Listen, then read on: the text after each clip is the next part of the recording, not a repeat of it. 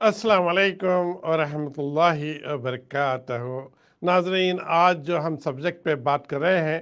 وہ ایسے خوش نصیب مسلمان ہوں گے جو 7 ڈفرینٹ صفات ان میں ہوگی۔ اللہ کے پیارے نبی صلی اللہ علیہ وسلم نے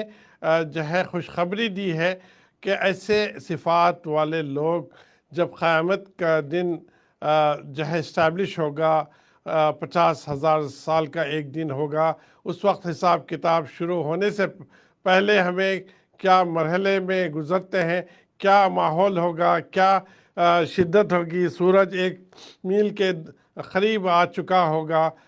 زمین تانبے کی بنا دی گئی ہوگی، اور ہر کوئی جو ہے پسینے میں ڈوب رہا ہوگا، اپنا ہی پسینہ ٹخنوں تک، گھٹنوں تک، کمر تک، بلکہ شولڈر تک پسینہ جا چکا ہوگا۔ ایسے وقت جب اللہ سبحانہ تعالیٰ کا کرم ہوگا ان انسانوں پر جو ایمان رکھنے والے ہوں گے، جو یہ 7 صفت ہوں گے۔ پہلے صفت جو ہے جو اللہ کے پیارے نبی صلی اللہ علیہ وسلم نے بتایا ہے، وہ بادشاہ یا وہ ملک کا سربراہ یا وہ جج یا وہ جو ہے جو بھی اس کے ذمہ اختیارات ہے جو عام لوگوں کے لیے یا ایون اپنی فیملی کے لیے، اگر غور و فکر کریں تو ایون اپنے فیملی کے لیے بھی جو ہے اپنا شوہر، اپنا باپ جو ہے انصاف کے ساتھ جو ہے پیش آتا ہے، تو اللہ تعالیٰ کرم کرتے ہیں ایسے انسان پر کہ وہ عرش کے سائے میں اس کو جگہ دیتے ہیں۔ اور دوسری صفت جو ہوگی جو ہے وہ نوجوان جو اپنی جوانی شروع ہونے کے بعد، جیسا 12-13 سال 14 سال میں ہماری جوانی شروع ہو جاتی ہے، اپنے آپ کو، اپنے دامن کو گندگیوں سے بچا کر اللہ کی رضا کے لیے اللہ کی عبادت کرتا ہے اور یہ کرتے رہتا ہے اپنی ساری زندگی، تو ایسے انسان کے لیے بھی اللہ تعالیٰ خوشخبری دی ہے کہ وہ اس کو بھی جو ہے عرش کے سائے میں اس کو جگہ ملے گی۔ مفتی صاحب موجود ہے جناب؟ جی السلام علیکم ورحمۃ اللہ وبرکاتہ۔ جی بتائیے، دوسرا جو نوجوان شخص کے بارے میں بتایا گیا ہے تو کہ ان کے بارے میں تھوڑا سا میں اپنے الفاظ میں ضرور بتایا ہوں، آپ اپنا اس کو کنٹینیو کیجیے۔ جزاک اللہ خیرن۔ تو میں یہ بتا رہا تھا کہ دوسرا جو اللہ کے رسول صلی اللہ علیہ وسلم فرمایا وہ شاب نشأ فی عبادت اللہ، جو اپنی جوانی کو اللہ کی عبادت کے لیے، اللہ کے حکموں کو پورا کرنے کے لیے وقف کر دیا، جھوٹ نہیں بولتا ہو، دھوکہ نہیں دیتا ہو، زنا نہیں کرتا ہو، چوری نہیں کرتا ہو، گالی گلوچ نہیں کرتا ہو، ظلم نہیں کرتا ہو، مارا ماری نہیں کرتا ہو، کسی کے ساتھ بدتمیزی نہیں کرتا ہو، عاجزی انکساری کے ساتھ صحیح پاکیزہ زندگی گزارتا ہو صرف اللہ کے لیے، اللہ تعالیٰ اس کو عرش سے جگہ دے گا۔ اپنے پیرنٹس کے لیے جی جیسے کہ جو ہے ہر کام کوئی بھی پیرنٹس کا لے لیں یا جو بھائی بہنوں کا لے لیں، خاندان والوں کا لے لیں، یا جو ہے کیا کہتے ہیں اسے، باہر کوئی بھی رشتہ دار نہ ہو پھر بھی جو ہے وہ سب کے لیے خیر خواہ، اور صرف وہی نہیں، نماز کی پابندی کرتا ہو، قرآن کی تلاوت کی پابندی کرتا ہو، ذکر اذکار بھی کرتا ہو اور وقت صحیح گزارتا، تو یہ سب چیزیں جو ہے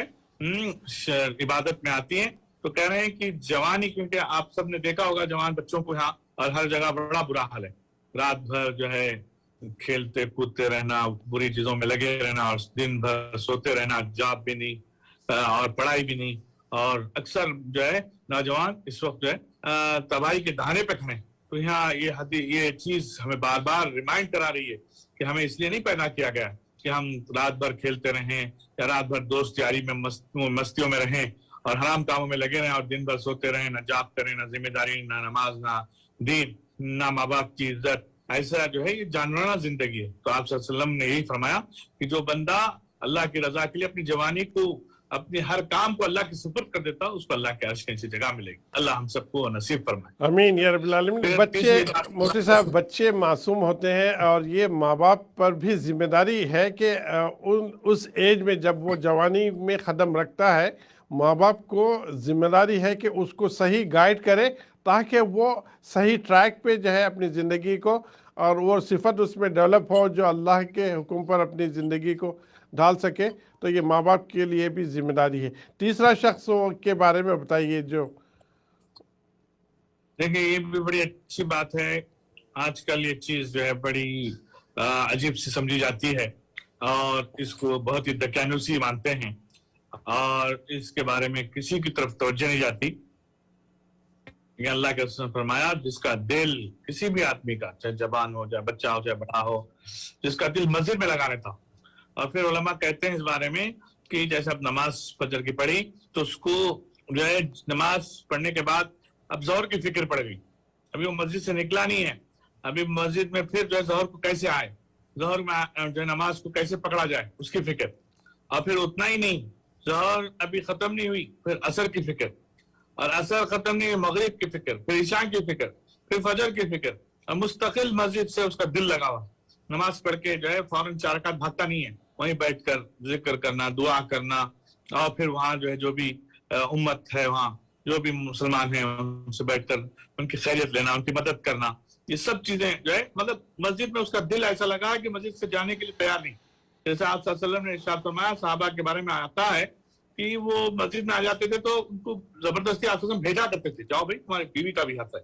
جاؤ بھی تمہارے بچوں کا بھی حق ہے, جاؤ بھی تھوڑا سا جا کے تھوڑا جاب بھی کر لو. اتنا ان کا دل لگا ہوتا تھا کہ وہ باہر مسجد سے نکلنے کے لیے تیار نہیں. کہتے باہر نکلیں گے تو ہم جو ہے غفلت میں پڑ جائیں گے, ضائع ہو جائیں گے. تو دل وہی کہہ رہے ہیں وَرَجُلٌ قَلْبُهُ مُعَلَّقٌ بِالْمَسْجِدِ. آج یہ اس کی بہت سخت ضرورت.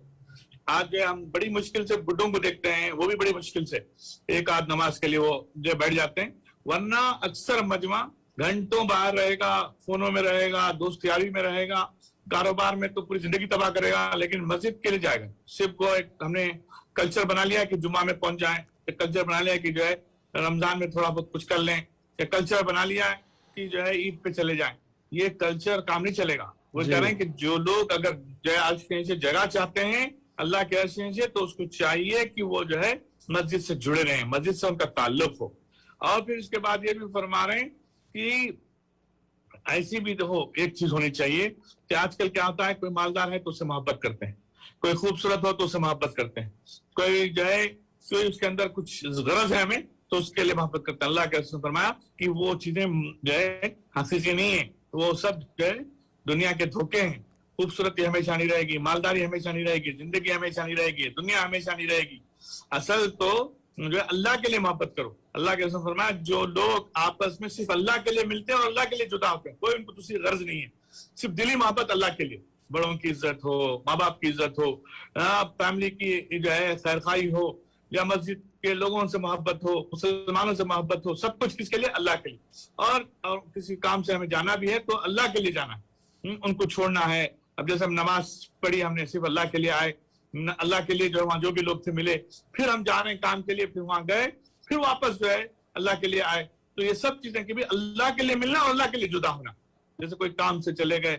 دعوت کے کام سے, تبلیغ کے کام سے, یا کوئی بھی اور ذمہ داری سے, تو وہ بھی اللہ کے لیے. تو یہ کہہ رہے ہیں کہ اللہ کے لیے لوگوں سے ملنا اور اللہ کے لیے لوگوں سے جدا ہونا. تو یہ بھی جو ہے عرض سے اللہ تعالیٰ جو اس کو مقام عطا فرمائیں گے. اور یہ آج بہت ہی اس کا بھی فقدان ہے. اگر دیکھا جائے تو اس کی اشد ضرورت ہے. ہمارا تعلق صرف جو ہے میٹریل پہ ہے. بھائی بھی بھائی سے محبت کرتا ہے تو وہ بھی غرض سے, بہن بھی بھائی سے محبت کرتی ہے, بھائی بہن سے محبت کرتا ہے وہ بھی غرض سے, بچے بھی ماں باپ سے محبت کرتے ہیں تو وہ بھی غرض سے. آج کل بغیر غرض کی کچھ ہے ہی نہیں. کہتے ہیں کہ ہمیں کچھ ملنے والا ہے تو آپ میری جان ہے, آپ میری دھڑکن ہے, آپ میرا جگر ہے, ورنہ کوئی پوچھنے والا نہیں. یہ حرام ہے. ایسا کرنے والوں کو جو ہے اللہ تعالیٰ لعنت بھیجتے ہیں, اور ہم لوگ جو ہے ایسا کرتے ہیں. اب ہم خود سوچیں کتنی ہمیں اللہ کی لعنت پڑتی ہوگی. اسی لیے ہم کٹ ڈاؤن کریں, اللہ کے لیے محبت کریں, بھائی سے بھی, بہن سے بھی, ماں باپ سے بھی, بڑوں سے بھی, چھوٹوں سے بھی, ساری امت مسلمہ سے بھی, اور ساری انسانیت سے اللہ سے محبت کریں. اللہ کے رسول صلی اللہ علیہ وسلم ساری انسانیت کے لیے رویا کرتے تھے, ساری انسانیت سے محبت کرتے تھے. ایک یہودی کا جنازہ جا رہا تھا تو آپ صلی اللہ علیہ وسلم کی آنکھوں سے آنسو آ گئے. صحابہ نے پوچھا اے اللہ کے رسول صلی اللہ علیہ وسلم, یہ تو آپ کا فیملی والا نہیں, آپ کا اپنا ساتھی نہیں ہے. تو آپ نے فرمایا میں زندہ ہوں اور میرے سامنے یہ اسلام کے بغیر جا رہا ہے, اس لیے مجھے اس کا غم ہے, اسی وجہ سے میں رو رہا ہوں. اللہ ہم سب کی حفاظت ہو. تو اس سے ثابت ہو گیا کہ ہم اللہ کے لیے محبت کریں اور سب سے محبت کریں. اور پھر اس کے ساتھ ساتھ یہ بھی کہیں کہ جیسے آج کل جو ہے رواج ہے کہ عورتیں آفر کرتی ہیں، اور یہ اسکولوں میں کالجوں میں بہت ہی عام رواج ہے کہ عورتیں جو ہے یہاں، جیسے ہم لوگ پہلے جب جو ہے ہماری جوانی تھی، ابھی ہم جوانی ہیں، لیکن ایک بات بتا رہا ہوں، پرانی 30 سال پرانی بات، 40 سال پرانی بات، کہ لڑکے سنا لڑکیوں کو چھیڑا کرتے تھے، وہ بھی بہت ہی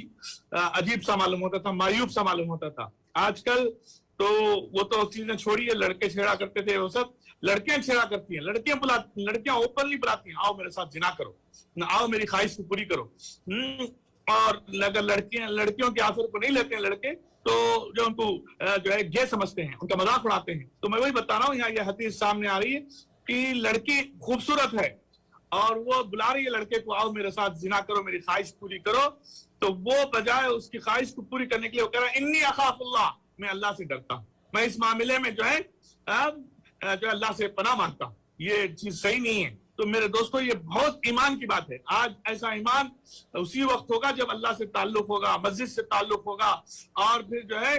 اپنے آپ کو ہر وقت کنٹرول کر قرآن و حدیث کے ساتھ جڑا ہوگا۔ ورنہ جو ہے یہاں تو کھلے عام کہ بھی اس نے دعوت دی میں جا کے جو اپنا کام پورا کر لیا، اس کام تو پورا ہو جائے گا لیکن زندگی تباہ ہو جائے گی۔ تو اللہ کہہ رہے ہیں کہ ایسے بندے کو جو اللہ کے لیے ڈرتا ہو اور اس کو آفر ملا ہو زنا کا، وہ ایکسپٹ نہیں کر رہا ہو اللہ کے لیے، تو وہ بھی عرش کے حیثیت اس کو جگہ ملے گی۔ اور پھر آگے چل کے جی مفتی صاحب اسی پہ تھوڑا سا مجھے بھی بولنے کا موقع دے کہ بہترین مثال ہم جو دیکھتے ہیں تو وہ مثال جو ہے یوسف علیہ السلام کی مثال ہم لے سکتے ہیں اس معاملے میں۔ یوسف علیہ السلام کو اس وقت کی جو خاتون تھی، جو نہ صرف خوبصورت تھی بلکہ ایک سربراہ تھی، ایک جو ہے بڑی بادشاہ کی بیوی تھی، جب اس نے اٹریکٹ کیا، جب اس نے بتایا کہ میرے ساتھ تعلق پیدا کرو، تو یوسف علیہ السلام جس طرح سے اس کو ٹھکرا کر یہ بتایا کہ میں اللہ سے ڈرتا ہوں، اللہ کی پناہ میں آنا چاہتا ہوں، تو یہ مثال ہم کو سمجھنے کے لیے بہترین مثال ہے۔ ہم قرآن میں دیکھیں پورے یوسف کو دیکھیں، کیونکہ وقت کی قلت کی وجہ سے میں جلدی پورا کرنا چاہ رہا ہوں، ابھی ہمارے پاس صرف 5-7 منٹ ہیں، تو میں یہی بتاتا ہوں یہ مثال بالکل بجا ہے، اس کو دیکھنا چاہیے، ہر مسلمان کو اس سے سبق لینا چاہیے، اور خاص طور سے نوجوان بچوں کو، بچیوں کو، کہ کوئی بھی صرف لڑکی ہی نہیں بلائے، لڑکا بھی بلاتے ہیں، لڑکے بھی بدماش ہیں، اللہ معاف کرے، لڑکے بھی شیطانی کاموں میں لگے ہوئے ہیں، تو کوئی بھی لڑکی کو اگر لڑکا بلائے یا لڑکے کو اگر لڑکی بلائے، جو بھی ہو، ہمیں فوراً اللہ سے پناہ مانگنا چاہیے، زنا نہیں کرنا ہے، اور اگر ہمیں پسند ہے تو ماں باپ کے ساتھ اپروچ کر کے اس سے نکاح کرنا ہے، شادی کرنا ہے۔ تو اس طرح سے ہم کریں گے تو ہمیں اللہ کے ایسی جگہ ملے گی۔ اور پھر آگے چل کے جیسے آج کل جو ہے ابھی رمضان گزرا ہے، خوب جو ہے مسجدوں میں ڈونیشن ہوا ہے، بڑی بڑی مسجدوں میں ماشاءاللہ 5 لاکھ 10 لاکھ جو بھی ہے ہوا ہے۔ یہاں کہہ رہے ہیں اللہ کے رسول صلی اللہ علیہ وسلم، ایسا بندہ جو اللہ کے لیے، اللہ کے گھروں کی، اللہ کے جو بھی کام ہیں، غریبوں کی مدد، ضرورت مندوں کی مدد، بیواؤں کی مدد، یتیموں کی مدد، جو بھی دین کے کام ہیں اس کی مدد کرے، تو ایسا کرے کہ سیدھے ہاتھ سے کرے تو دائیں ہاتھ کو نہ پتا، خاموشی کے ساتھ، اور بالکل جو ہے اللہ اور اس کے بیچ میں معاملہ ہو۔ کیونکہ ہوتا کیا ہے کہ جب آدمی کرتا ہے دکھانے کے لیے، تو وہ چاہے وہ کروڑوں بھی کر دے خرچ، چاہے وہ پہاڑ بھر کا سونا بھی دے دے، اللہ اس کو اٹھا کے پھینک دیتے ہیں، اللہ کے نزدیک اس کی کوئی قیمت نہیں۔ کہہ رہے ہیں وَرَجُلٌ تَصَدَّقَ بِصَدَقَةٍ فَأَخَافَهَا حَتَّى لَا تَعْلَمُ شِمَالُهُ مَا تُنْفِقُ بِيَمِينِهِ، جو اس نے خرچ کیا سیدھے ہاتھ سے، بائیں ہاتھ کو تک خبر نہ ہو، جو اللہ کے راستے میں خرچ کرتا ہے اس کے وہ اللہ کے نزدیک بہت مقبول ہے، چاہے وہ تھوڑا سا کیوں نہ خرچ کرو۔ تو اسی لیے میں سب سے کہتا ہوں اللہ کے کاموں میں آگے بڑھ کے خرچ کریں، لیکن اللہ کو راضی کرنے کے لیے خاموشی سے خرچ کریں، شور شرابہ، دکھاوا بازی، نام و نمود سے بچیں۔ اور آگے چل کے پھر اللہ کے رسول فرما رہے ہیں کہ وَرَجُلًا ذَكَرَ اللَّهُ خَالِيًا، کہ وہ اکیلا بیٹھ کر اللہ کی یاد میں، اللہ کی محبت میں آنکھوں سے آنسو نکالتا ہوں۔ جیسے بیوی سے محبت ہے، بچوں سے محبت ہے، جب بچے نہیں ہوتے ہیں، بیوی نہیں ہوتی، تو اس کی یاد میں آنکھوں سے آنسو آتے ہیں کہ میرے بچے نہیں ہیں میرے ساتھ۔ تو دیکھیے ہم اتنا بیوی بچوں کے لیے، دنیا کے لیے، دوستوں کے لیے کیا کیا کرتے ہیں، تو اللہ کے لیے اللہ کہہ رہے ہیں میرے لیے بھی کرو، اکیلے میں میری یاد کرو، میرا ذکر کرو، اور میرے سے لو لگاؤ، اور میرے سے تعلق کو بناؤ، اور اسی سلسلے میں آنسو نکالو۔ تو جس کا یاد سے، اللہ سے تعلق سے آنکھوں سے آنسو نکل گئے، سمجھو اس کی نجات کا ذریعہ۔ آپ نے یہ بھی فرمایا 2 چیزیں ہیں جو جہنم کی آگ کو بجھاتے ہیں، ایک جو ہے اللہ کے راستے میں جو آدمی نکلا ہوا ہے اللہ کے راستے میں اپنی جان و مال کو لگایا ہوا ہے، اس میں اگر خون نکلتا ہے تو ایک قطرہ خون بھی جو ہے نکلتا ہے تو وہ جہنم کی آگ کو بجھا دیتا ہے۔ اور ایسے ہی دوسرا جو ہے اللہ کی یاد میں، اللہ کی محبت میں آنکھوں سے آنسو نکالتا ہے تو وہ آنسو کا جو خطرہ اتنا قیمتی ہے کہ 7 سمندر کے پانی سے بھی جو ہے جہنم کا ایک جو چنگاری نہیں بجھا سکتے، جہنم کی ایک چنگاری نہیں بجھا سکتے، لیکن ایک خطرہ آنسو کا جو اللہ کی یاد سے اور اللہ کے خوف سے جو نکلتا ہے اس سے پوری جہنم کو بجھا سکتے ہیں۔ جی اتنی جی طاقت ہوتی ہے اللہ کے جی یاد سے جو آنسو کا خطرہ نکلتا ہے۔ تو جی اس کی بڑی تفصیل ہے، اس میں جو ہے ہم جتنا بھی بات کریں کم ہے، انشاءاللہ اس کو پھر لیتے ہیں ٹاپک کو، انشاءاللہ کیونکہ انشاءاللہ ٹاپک تو یہی تھا ہمارا، لیکن اس میں جہنم کا بھی ذکر ہو گیا، اس میں جو ہے قیامت کے بھی مناظر کا ذکر ہو گیا، تو کافی چیزیں آ گئی، تو اس میں پوری باتیں نہیں ہو پائی، تھوڑی تھوڑی باتیں ہوئی ہیں، تفصیلی کسی چیز کی بات نہیں، اس کو الگ الگ کر کے جہنم کے بارے میں، جنت کے بارے میں، آخرت کے بارے میں، اور اس عرش کے نیچے سائے کے بارے میں جو ملتا ہے، سب کے بارے میں تفصیلی بات ہونی چاہیے۔ اس کے بارے میں انشاءاللہ میں انشاءاللہ مخصوص آپ سے کہوں گا کہ اگلا پروگرام کرتے ہیں، اس کو تفصیلی گفتگو کرتے ہیں اور ایک ایک کو لے کے کرتے ہیں انشاءاللہ انشاءاللہ۔ دیکھ ناظرین، یہ 7 صفتیں ہیں ایسی جو ہم کوشش کریں کہ یہ ہم میں آ جائے تاکہ اللہ کا کرم ہو سکے اس وقت جب 50,000 سال کے دن میں جو ہے سورج 1 میل پہ ہوگا۔ تو یہ 7ویں صفت جو ہے ہمیں سمجھنے کے لیے میں مفتی صاحب جو کہے اس میں تو 1-2 الفاظ اور بھی کہنا چاہتا ہوں کہ 7ویں صفت جو ہے جو اکیلے میں دیکھیں بندہ جو ہے باہر دوسروں کو دیکھ کر اچھے کام کرتا ہے، دوسروں کو دیکھ کر یہ لوگوں سے ڈر کر جو ہے اچھے کام کرتا ہے، اور جو ہے اکیلے میں جب ہوتا ہے تو وہ شیطان اس کے ساتھ ہوتا ہے، اکیلے میں رہ کر وہ جو ہے آن لائن جا کر سیل فون پر گندی گندی موویز دیکھتا ہے، کیا کیا کرتا ہے۔ تو اللہ تعالیٰ اس سے بچانے کے لیے جو انسان اکیلے میں رہ کے کوئی نہیں دیکھتا لیکن اللہ سبحانہ و تعالیٰ دیکھتا ہے، اس وقت پرہیز کی زندگی جب گزارے گا تو اللہ تعالیٰ بہت بڑا انعام اس کے لیے دیں گے کہ جب وقت ہمیں چاہیے تو اللہ کا شیڈ ہمیں ملے گا۔ اسی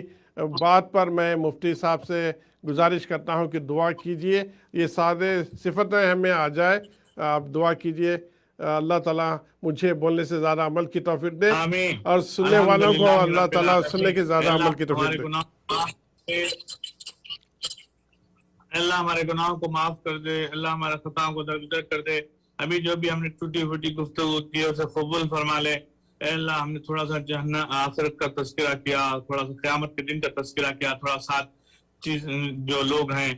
جس کے نیچے عرش سے جو جگہ ملے گی ان کے بارے میں تذکرہ کیا، اس میں جو بھی کوتاہی اسے معاف فرما کر قبول فرما لے۔ اللہ ہمارے دل پتھر ہو گئے ہیں، سنتے ہیں لیکن عمل نہیں کرتے، ہمیں عمل کرنے والے بنا، ہمارے دلوں کو نرم فرما، ہمیں اللہ قانون کی عیاشی کے بجائے صحیح طور سے سمجھ کر قرآن و حدیث کو زندگی میں لانے والے بنا، ہمیں فتنوں سے بچا لے مولا، ہمیں فتنوں سے بچا لے، عذابات سے بچا لے، بیماریوں سے بچا لے، مصیبتوں سے بچا لے،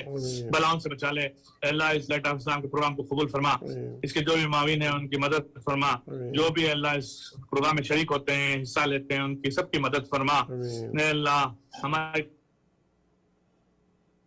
ہم بیماری کو صحت میں بدل دے، خاص طور سے میں بیمار ہوں، مجھے صحت عطا فرما۔ اللہ میری جسمانی روحانی جو بھی بیماریاں ہیں اسے دور فرما، تاکہ میں دین کا کام اور کروں، آگے بڑھ کر حصہ لوں۔ اسی طرح سے مقصود صاحب کو بھی صحت عطا فرما، ہم سب کمزور ہیں اور جو بھی بیمار ہیں سب کو صحت عطا فرما، ہمیں اپنا بنا لے، ہمارے بن جا۔ ہمارے والد محترم کی مغفرت فرما، ان کی قبر کو نور سے منور فرما، مقصود صاحب کے والدین کی مغفرت فرما، ان کی بھی قبروں کو نور سے منور فرما۔ آدم علیہ السلام سے لے کر اب تک جتنے بھی مسلمان انتقال کر گئے سب کی مغفرت کر دے، تمام امت مسلمہ مرحومہ کی مغفرت کر دے۔ اللہ ساری امت کو ہدایت دے دے، ساری امت کو اللہ جہنم سے بچا لے، ساری انسانیت کو ہدایت دے دے، ساری انسانیت کو جہنم سے بچا لے۔ اے اللہ سبب کے طور پر ہمیں بھی ساری انسانیت کی ہدایت کے لیے قبول فرما، جیسے تو نے اپنے خاص بندوں سے دین کا کام لیا، ہم سے بھی دین کا کام لے لے، ہمیں دین میں استقامت دے، ہمیں کسی کا محتاج مت بنا، ہماری تنگیوں کو دور کر، ہمارے قرض کو ادا کر، ہمارے خرچ کو غیب سے پورا کر، ہمیں کسی کا محتاج مت بنا، ہماری ذمہ داریاں آسان کر دے، ہمیں اپنا بنا لے، ہمارے بن جا، مدد کر دے مولا، جہنم کو حرام کر دے، جہاں تو فردوس نصیب فرما،